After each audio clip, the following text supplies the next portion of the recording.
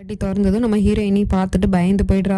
என்ன விராஜ் பண்ணிட்டு இருக்கீங்க, இந்த பள்ளத்துல கொண்டு வந்து நிப்பாட்டிட்டு சர்ப்ரைஸ் அப்படிங்கிற மாதிரி சொல்றீங்களே அப்படின்னு சொல்லிட்டு கேட்டா, என்னம்மா ஜான்வி நீ பயப்படுறியா, இந்த விராஜோட மனைவி எதுக்காகவும் யாரை பார்த்தும் பயப்படக்கூடாது, நீ எதுக்காக பயப்படுற, நான் தான் உன் கூட இருக்கேன்ல அப்படின்னு சொல்லிட்டு அந்த பள்ளத்துக்கிட்டே வாமா உட்காந்து பேசலாம் அப்படின்னு சொல்லிட்டு உட்கார வச்சுட்டு ஒரு ரோஸ் எடுத்து கையில கொடுக்குறான். ஐ லவ் யூ ஜான்வி, நான் உன்னை ரொம்ப காதலிக்கிறேன் அப்படின்னு சொல்லிட்டு அதை அவ பயந்துக்கிட்டே வாங்கிக்கிட்டு நானும் தாங்க அப்படிங்கிற மாதிரி சொல்றா. என்ன நானும் தாங்கன்னா ஐ லவ் யூன்னு சொல்லு, இதுல என்ன இருக்கு, நீ உன் புருஷன்ட்ட தானே ஐ லவ் யூ சொல்ற, ஸோ ஐ லவ் யூன்னு சொல்லு அப்படிங்கிற மாதிரி சொல்றான். சரிங்க ஐ லவ் யூ அப்படின்னு சொல்றான். இல்ல நீ இப்படி சொல்லக்கூடாது, இப்போ நான் உனக்கு ஒரு டெஸ்ட் வைக்க போறேன், அதுல நீ என்ன உண்மையிலே லவ் பண்றியா இல்லையா அப்படிங்கிறது தெரிஞ்சு போயிடும் அப்படிங்கிற மாதிரி சொல்லிட்டு இருக்கான். உடனே நம்ம ஹீரோயின் பயப்படுறா, என்ன பண்ண போறான்னு தெரியலையே அப்படின்னு. அதாவது இப்போ நீ இந்த கையில வச்சிருக்கல ரோஸ், இந்த ரோஸ்ல நீ என்ன பண்றன்னா ஒவ்வொரு பூவா பிச்சு போட்டுக்கிட்டே உன்னோட காதலை நீ நிரூபிக்கணும், அதாவது ஜான்வி லவ் மீ நாட் அப்படிங்கிற மாதிரி சொல்லிட்டு இருக்கான். உடனே நம்ம ஹீரோயினி பயந்துக்கிட்டே அந்த பூவை பிச்சு போடுறா. ஜான்வி லவ் நாட் அப்படிங்கிற மாதிரி திக்கி பேசிட்டு இருக்கா. இல்ல இப்படி சொல்லக்கூடாது ஜான்வி, ஐ love Viraj, I love not Viraj அப்படிங்கிற மாதிரி சொல்லு அப்படிங்கிற மாதிரி சொன்னதும் நம்ம ஹீரோயினி அப்படியே அழுதுகிட்டே பயந்துக்கிட்டே I love Viraj, I love not Viraj அப்படிங்கிற மாதிரி சொல்லிட்டு ஒன்னா பிச்சு போட்டுக்கிட்டு இருக்கா. இப்படி திக்குன்னு இருக்கிற இந்த நேரத்துல இங்க என்ன பண்றாங்கன்னா, இந்த வேலைக்காரி வந்துட்டு இருந்தாங்கல்ல வெளியே, கோயிலுக்கு வந்திருக்காங்க. அதுவும் அவனுக்கே தெரியாம அவங்கிட்ட ஒரு வார்த்தை கூட சொல்லாம அங்க நின்று கொஞ்ச நேரம் சாமி கும்பிட்டுட்டு அதுக்கப்புறம் அங்கனுக்குள்ள எதையோ தேடிட்டு இருக்காங்க. என்னமோ வச்சதை எடுக்க வந்த மாதிரி அவங்க தேடுற ஐட்டம் அங்க கிடைக்கவும் இல்லை. அப்புறம் அப்படியே வெளியே வந்துடுறாங்க. சரியான வெயில், தன்னோட முகத்தை கழுவிட்டு அப்படியே சோர்வா உட்காந்துருக்காங்க. அப்போ ஒரு விஷயத்த நமக்கு காட்டுறாங்க. என்னன்னா, இவங்க பாட்டியை மீட் பண்றதுக்காக போயிருப்பாங்க போல. அவங்கள பார்த்ததுமே பாட்டி அப்படியே பயப்படுற மாதிரி காட்டுறாங்க. அதுக்கப்புறம் பாட்டியோட கையை இவங்க பிடிச்சி வச்சுக்கிட்டு சமாதானம் பண்ற மாதிரி இருக்கு. பாட்டி கண்ணிலையும் இப்ப வித்தியாசமான ஒரு நம்பிக்கை தெரியுது. இவங்களுமே பாட்டியோட இந்த நிலைமையை பார்த்துட்டு கண் கலங்குறாங்க. இதுக்கெல்லாம் என்ன அர்த்தம் அப்படிங்கிறது ஒண்ணுமே புரியல. அப்படியே கட் பண்ணா இங்க இந்த லவ் டெஸ்ட் நடந்துகிட்டு தான் இருக்கு. நம்ம ஜான்வி ஒவ்வொரு பூவா பிச்சு போட்டுட்டு தன்னோட காதலை நிரூபிச்சுக்கிட்டு இருக்கா.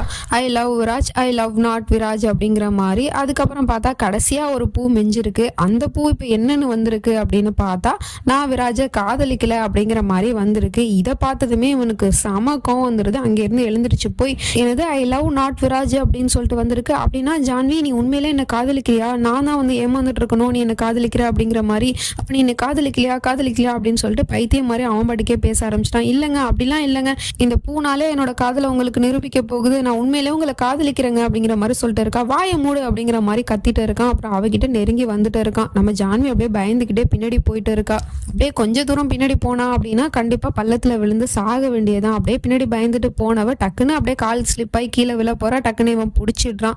என்ன ஜான்வி நீ பயந்துட்டியா, என்னம்மா நான் இப்படிலாம் வந்து ரூஸ்தனமா யோசிப்பேனா என்ன, இந்த பூ சொல்லி தான் நீ என்ன காதலிக்கிற அப்படிங்கிறத நான் தெரிஞ்சுக்கணுமா, நீ உண்மையிலே என்ன காதலிக்கிற அப்படிங்கிறது எனக்கு தெரியும் ஜான்வி, அதை இந்த உலகத்துக்கே நான் சொல்ல போறேன் அப்படின்னு சொல்லிட்டு அங்க இருக்கிற பள்ளத்துக்கிட்ட போய் நின்றுக்கிட்டு தனியா இவன் பாட்டிக்கே கத்திக்கிட்டே இருக்கான். ஜான்வி என்ன லவ் பண்றா, அதுவும் அளவுக்கு அதிகமா அப்படிங்கிற மாதிரி சொல்லிட்டு பைத்தியம் மாதிரி கத்திட்டு இருக்கான். இவளுக்கு ஒண்ணுமே புரியல. ஒரு செகண்ட் இங்க கூட்டிட்டு வந்து சர்ப்ரைஸுங்கிற பேர்ல நம்மளே அப்படி பயமுறுத்திட்டு இருக்கானே அப்படிங்கிற மாதிரி பார்த்துட்டு இருக்கா. கொஞ்ச நேரம் கழிச்சு ரெண்டு பேரும் வீட்டுக்கும் வந்துட்டாங்க. ஜான்வி நீ வீட்டுக்கு போமா, நான் உனக்காக இன்னொரு சர்ப்ரைஸும் வச்சிருக்கேன், அது என்னன்னு நீ வெயிட் பண்ணிட்டு அப்படிங்கிற மாதிரி சொல்லிட்டு அனுப்பி வைக்கிறான். நம்ம ஜான்விக்கு ஒன்றும் புரியல, இன்னொரு சர்ப்ரைஸா அப்படிங்கிற மாதிரி பார்த்துட்டு இருக்கா. அப்படியே இவன் இந்த பக்கம் திரும்பும் போது வேலைக்காரவங்க வெளியில இருந்து வராங்க. அவங்கள பார்த்ததுமே இவன் கேட்கறான், நீ எங்க போயிட்டு வர அப்படின்னு சொல்லிட்டு. இவங்களுமே அவனை பார்த்து பயந்து போயிடுறாங்க. முகமெல்லாம் வேர்த்து விறுவிறுத்து போயிடுச்சு.